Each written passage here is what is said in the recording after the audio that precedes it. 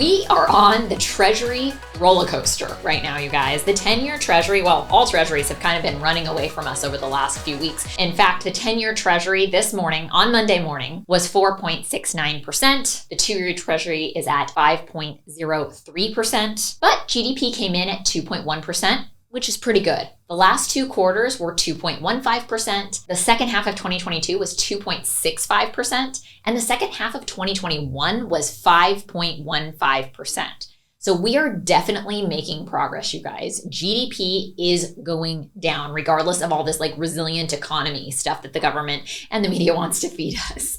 So we also temporarily avoided a shutdown. They basically bought themselves another 45 days, put a Band-Aid on it. The issue is that this doesn't give the American people any confidence about where we're headed and that there's even any plan. So expect lots of volatility in the market. As far as inflation goes, core PCE came in at its lowest level in 2 years at 3.9%.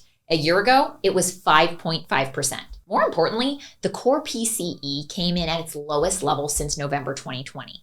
At 0.14%, that annualizes to 1.68%. I get it. Economists would say take the last 3 monthly reports and annualize those. So let's do that. So if we were at 0.14% for September, the 2 months before that, we were at 0.22% and 0.17%. That gives us an average of 2.12% core PCE. So that's awfully close to that 2% number that they're looking for.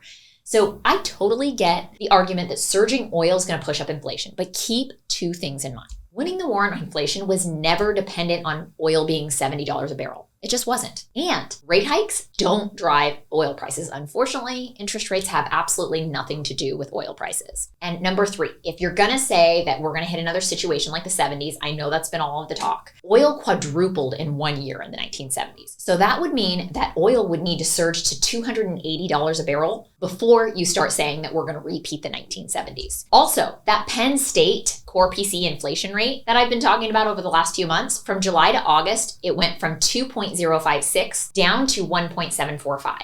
So guess what, guys? That means that inflation is officially below 2% because we like to use current data, like current housing data. So I know the Fed hasn't quite updated from the last 1,000 years that they've been doing things, but if you do take current housing data, then we're actually below that 2% mark that we need. So a shallow recession will likely not force the Fed to cut rates though. So the decision to cut rates will be driven by one of 3 factors. Inflation confidently falling towards 2%, but they said they won't wait until we get there. 2, the labor markets, the wheels fall off of the labor market, which could happen. I know they keep talking about how strong the market is while also reducing the prior month's job numbers every single month. Of course, it's like a little blip on the radar. They don't really talk too much about that. And number 3 is financial instability. So economic contraction is a feature, not a bug, of 5% rate hikes in 1 year. That alone is not going to cause the Fed to cut. The 10-year Treasury, so some people believe that the 10-year Treasury yield's headed to 5%, and it could certainly go that direction. We hit our last technical resistance level of 425, I believe it was. Was it 425? I believe it was 425 or 435. So once we passed that number, it was easy to see that we could easily go up another 50 basis points. So we've seen the Treasuries run up. But I am starting to wonder if this is getting overdone. I know it's tough to envision right now, but there have been 3 different instances in the last year where the 10-year Treasury dropped 50 plus basis points in 2 weeks. So it's not impossible that the 10-year Treasury finishes October somewhere around 4%, but that being said, Treasury supply is going to make it harder for rates to plunge until the markets swallowed the government's deficit.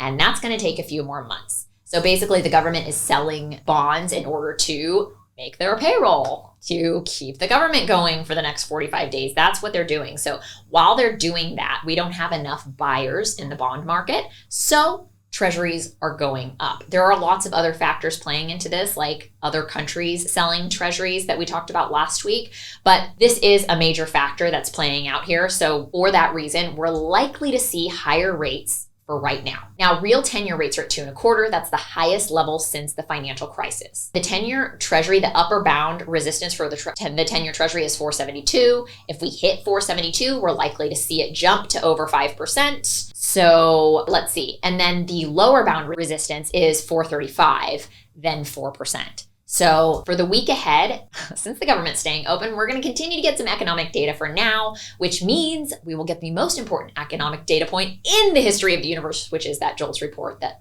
30% of businesses contribute to. So then we get the labor report on Friday, and don't forget, there is about 1 million different Fed speeches all week. So every day the Fed is talking this week, so expect lots and lots of volatility this week in Treasuries. We're in for a wild ride, but I will be back next week to kind of report on all of the Fed speak, plus what have Treasuries been doing, which we're expecting to be super volatile. So this is a very interesting time right now. If you are looking for financing, Treasuries have just gone out of control. Now, I do have a couple of lenders who happen to be lower because they don't price directly off Treasuries. They might look at pricing once a week or once a month, or if Treasuries rise enough that they feel it's warranted. So I do have one lender for multifamily that is still at 6.5%, which is a pretty smoking rate for today's times. So get a quote right away. And quite frankly, I think not only a quote, but you should move forward with an LOI right away in order to lock your rate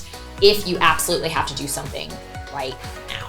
So that being said, everyone, have a fabulous week, and I will see you next week.